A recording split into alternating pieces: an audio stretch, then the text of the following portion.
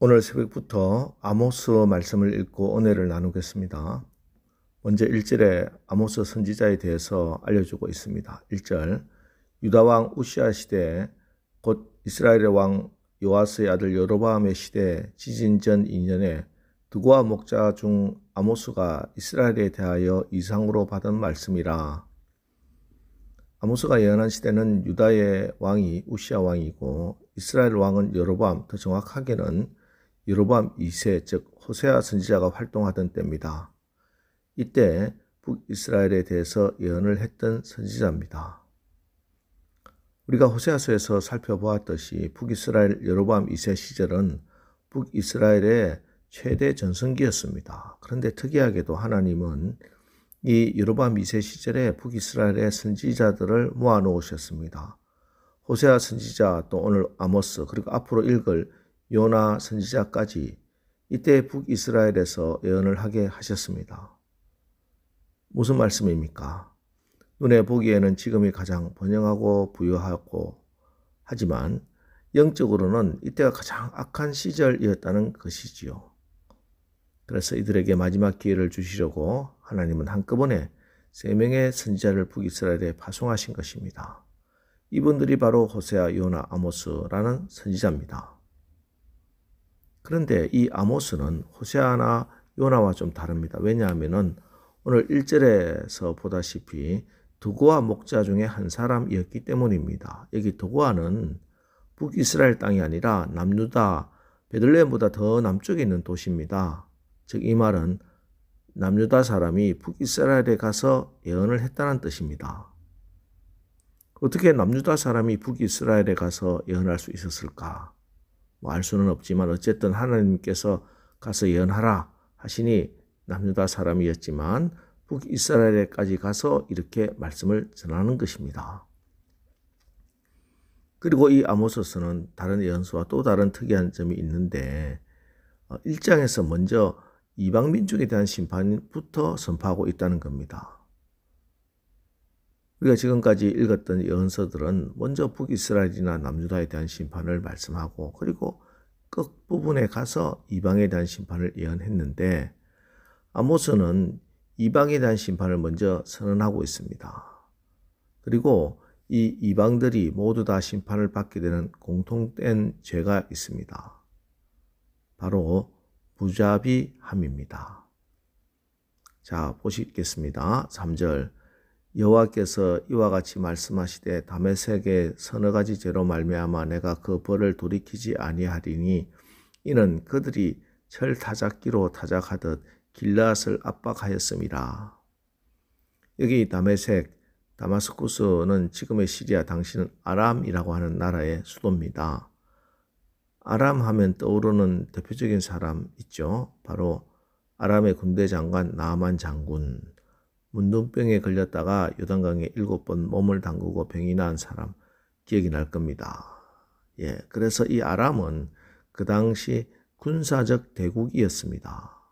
군사 대국 아람이 작은 나라 길르앗을 압박했는데 철 타작기로 타작마당에서 타작하듯이 무자비하게 모든 것을 다 틀어가고 수탈해 갔습니다.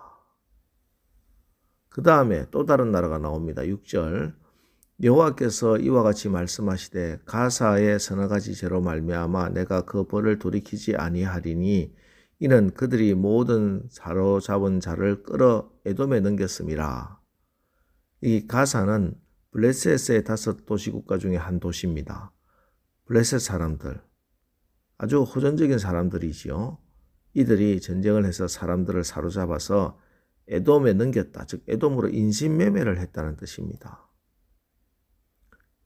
이어서 9절, 여호와께서 이와 같이 말씀하시되 두로의 서너 가지 죄로 말미암아 내가 그 벌을 돌이키지 아니하리니 이는 그들이 그 형제의 계약을 기억하지 아니하고 모든 사로잡은 자를 에돔에 넘겼습니다. 두로와 시돈할 때 그 두로, 북이스라엘 위에 해안에 있는 도시입니다. 해상무역으로 부를 축적한 두로는 형제와 맺은 계약을 파기하는 일을 반복듯 했습니다. 그리고 사람들을 에돔에 팔아먹었습니다.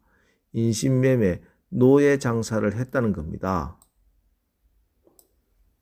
그리고 11절 여호와께서 이와 같이 말씀하시되 에돔의 서너 가지 죄로 말미암아 내가 그 벌을 돌이키지 아니하리니 이는 그가 칼로 그의 형제를 쫓아가며 긍휼을 버리며 항상 맹렬히 화를 내며 분을 끝없이 품었음이라.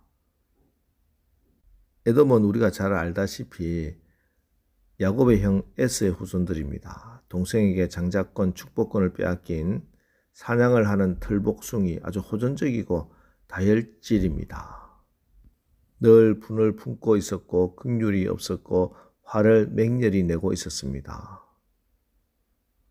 자, 이어서 암몬이 나오는데 13절 여호와께서 이와 같이 말씀하시되 암몬 자손의 서너 가지 죄로 말미암아 내가 그 벌을 돌이키지 아니하리니 이는 그들이 자기 지경을 넓히고자 하여 길르앗의 아이벤 여인의 배를 갈랐음이니라. 아이벤 여인의 배를 갈랐답니다. 얼마나 끔찍하고 무자비합니까? 하나님은 이런 다양한 이방 민족들에 대해서 똑같은 심판을 내리십니다. 함께 보겠습니다. 먼저 4절 내가 하사엘의 집에 불을 보내리니 7절을 봅니다. 내가 가사성에 불을 보내리니 그리고 10절 내가 두로성에 불을 보내리니 또 12절 내가 대만에 불을 보내리니 그리고 14절에 내가 랍바성에 불을 놓아 하나님께서 불심판을 선포하십니다. 자, 오늘 이 말씀 우리에게 어떤 교훈을 줍니까?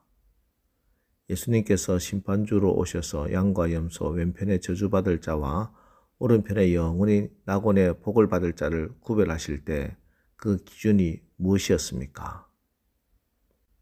내가 줄일 때 너희가 먹을 것을 주었고 목마를 때 마시게 하였고 나그네 되었을 때 영접하였고 긍휼과 자비라는 잣대로 판단하신다. 성경은 이렇게 말씀합니다. 그렇습니다. 예수님의 심판은 자비를 베풀지 않는 사람에게는 무자비합니다. 그러나 자비는 심판을 이깁니다. 여러분의 남편을 긍휼히 여기십시오. 아내를 불쌍히 여기십시오. 자녀를, 부모를, 교회 식구들을 불쌍히 여겨야 합니다. 뿐만 아니라 오늘 우리가 또 하루를 살면서 가족이 아닌 사람들도 만날 겁니다. 그들에게 사랑을 베푸십시오. 자비를 전하십시오. 자비는 성령의 열매입니다. 내가 맺고 내가 만드는 것이 아니라 성령이 내 안에서 행하시는 성령의 열매입니다.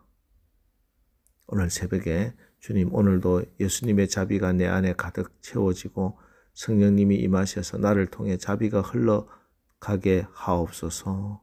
기도하시고 응답받아서 오늘 하루 여러분의 삶 속에 자비와 긍휼이 넘치는 그래서 하나님의 칭찬과 상급이 있는 승리의 날을 사시기를 자비하신 주님의 이름으로 축원합니다.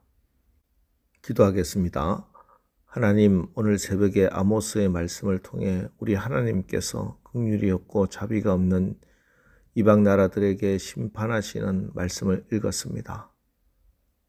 죄로 인해 타락한 인생들 무자비한 삶을 살고 있습니다. 그래서 우리의 삶에 지금 가장 필요한 성령의 열매 중 하나가 주님의 성령께서 베푸시는 자비의 열매임을 고백합니다.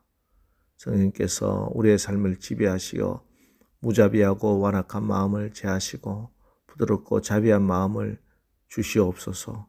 그래서 하나님의 긍휼하심과 자비하심을 체험하고 간증하는 우리들 되게 하여 주옵소서. 예수님의 이름으로 기도합니다. 아멘. 자, 이제 오늘 말씀을 붙들고 주여 오늘 하루도 성령께서 우리를 다스려 주시어 하나님의 긍휼과 자비하심을 베푸는 하루를 살게 하옵소서. 우리 합심해서 기도하고 나가겠습니다. 우리 기도하겠습니다.